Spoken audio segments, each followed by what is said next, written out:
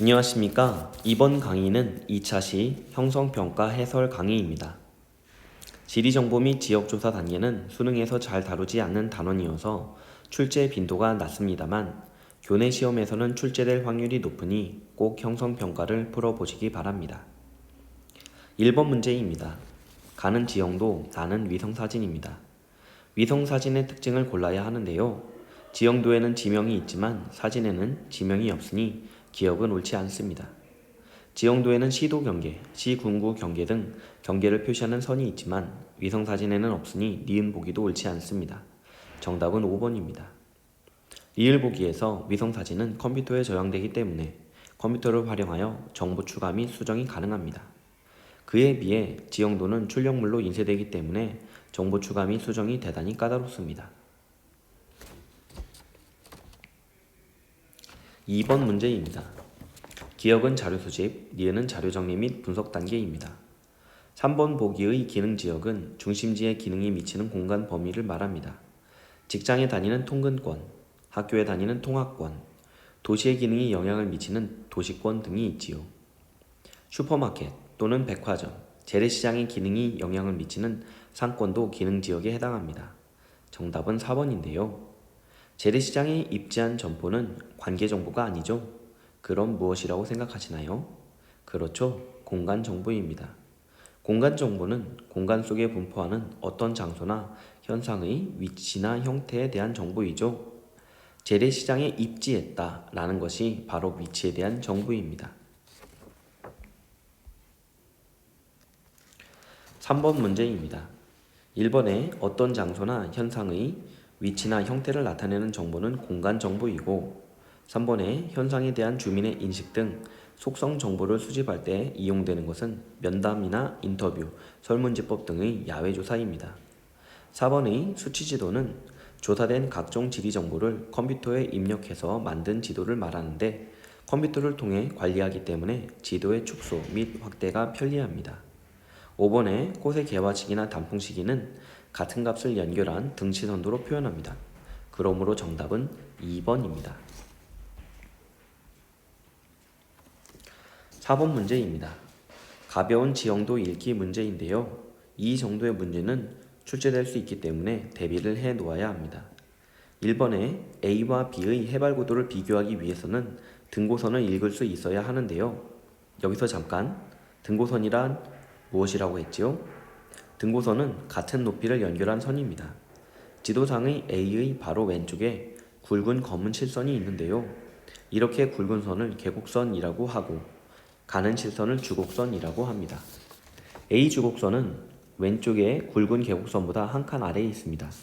그리고 A에서 오른쪽으로 1cm 지점을 보시면 즉 A에서 강 건너편 지점에 다시 굵은 실선인 계곡선을 찾아보세요. A의 왼쪽에 있는 계곡선과 강 건너편에 있는 계곡선은 하천을 중심으로 대칭을 이루고 있기 때문에 같은 높이입니다. A는 계곡선보다 한 칸 아래에 있는데요. B는 계곡선보다 몇 칸 아래에 있나요? 2칸 아래에 있죠? 그러므로 B가 A보다 더 해발 고도가 낮은 지역이 됩니다. 정답은 1번입니다. 2번에서 C와 D 지점을 보세요.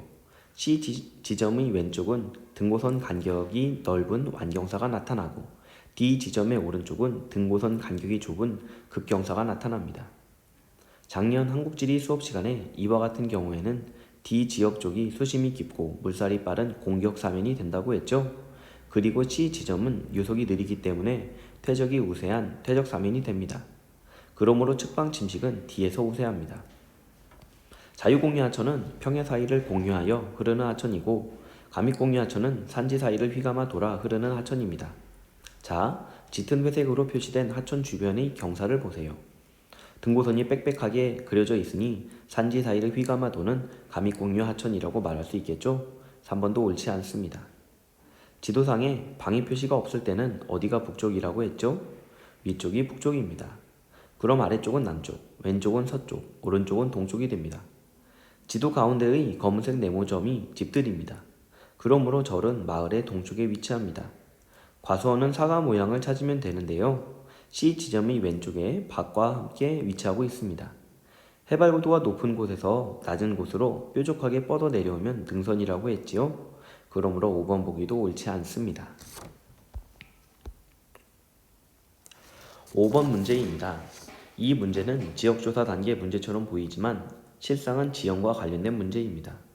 하지만 작년에 지형에 대해 이미 배웠기 때문에 한번 풀어보도록 하겠습니다. 하천 중상류 지역에 분포하고 있고 하천 주변 평탄면에 둥근 자갈이 묻혀있는 지형은 무엇일까요? 그렇지요. 하안당구입니다.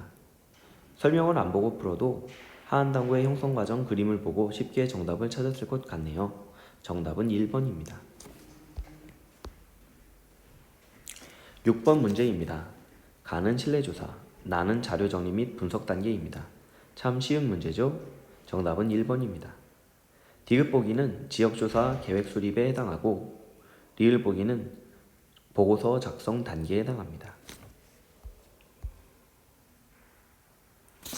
7번 문제입니다. A는 해발고도가 높은 곳을 향해 쐐기 모양으로 등고선이 올라가고 있기 때문에 능선이 아니라 계곡입니다. B처럼 하천 가까이에 등고선 간격이 좁게 나타나는 것은 무엇이라고 했나요? 측방 침식의 영향을 강하게 받아 절벽이 형성된 것이라고 했지요.